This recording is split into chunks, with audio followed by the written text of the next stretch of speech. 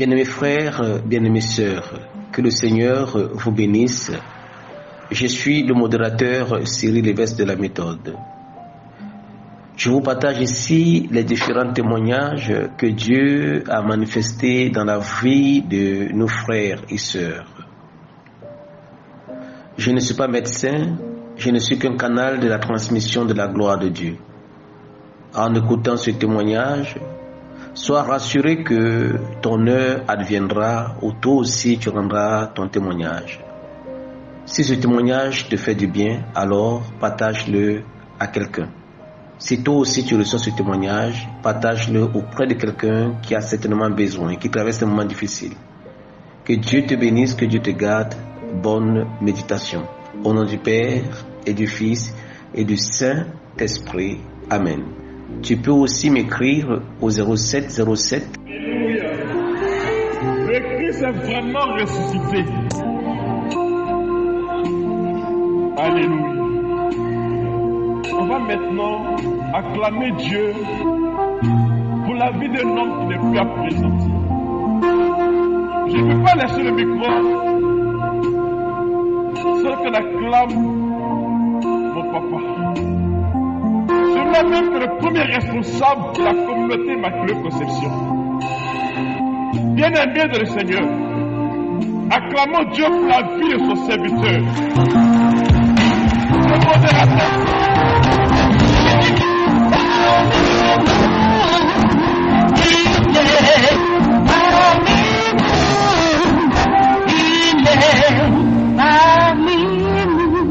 Frères de joie. Amen. Au nom du Père et du Fils et du Saint-Esprit, avant de t'asseoir, tu salues ton frère, tu salues ta sœur, en lui disant bon temps de la résurrection. Bon temps de la résurrection. Il n'a pas entendu bon temps de la résurrection. Saluez-vous en souriant. Paix de joie. On va s'asseoir. Bonne arrivée. Nous sommes dans les octaves de la résurrection. Et avant, nous allons écouter un témoignage. La sœur est très timide. C'est la première fois qu'elle prendra la parole devant cette petite foule. J'ose croire que le Seigneur va lui donner la force de rendre son témoignage. Alors dis à ton frère, dis à ta sœur, ton heure de témoignage s'approche. Alors si tu es convaincu, tu acclames très fort le Seigneur parce que ton heure de témoignage approche. Alors nous allons recevoir notre sœur Raymonde qui va venir nous dire ce que Dieu a fait dans sa vie. On va ovationner sa vie.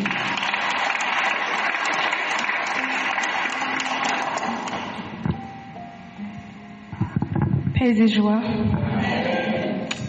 Je suis Marie-Raymonde Kakou et jusqu'au mois de septembre, j'étais en alternance dans une banque. Et quand j'ai terminé mon alternance, j'ai commencé à chercher un CDI. Et avant même la fin de l'alternance, je faisais des entretiens qui étaient pas bien, qui se terminaient pas bien. Et ça a continué jusqu'à aujourd'hui. Et je faisais tout le temps des entretiens, mais c'était pas concluant.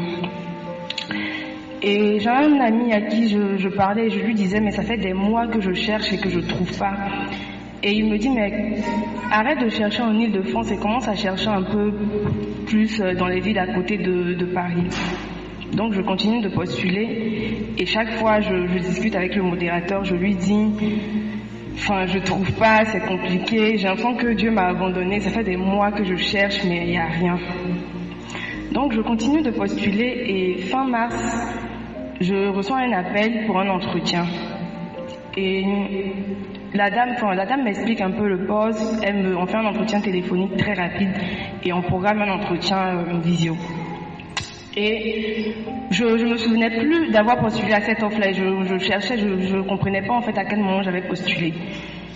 Et ce soir-là même, j'étais avec ma soeur, je lui dis, j'ai même pas envie de préparer l'entretien, j'ai pas envie de me préparer parce que je sais que ça sera comme tous les autres jours, ça va rien donner de bon. Et ma soeur me dit, bon, essaie quand même de préparer l'entretien, on ne sait jamais.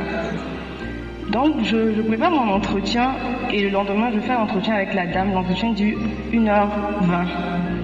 Et juste à la fin de l'entretien, la dame me dit, je vous garde. Et elle me dit, ça n'a jamais été comme ça, mais je trouve que l'entretien s'est très bien passé et il n'y a pas de raison que je ne vous prenne pas. Donc tout de suite, je ne comprends pas ce qui se passe. Je me dis, ok, merci Seigneur, mais je manifeste pas ma joie comme je devrais le faire. Et je dis à ma soeur que la dame m'a pris même à demander de revenir vers elle pour valider, pour si je suis d'accord de valider par mail. Donc c'était un jeudi que j'avais fait l'entretien et j'ai laissé passer le week-end et le lundi.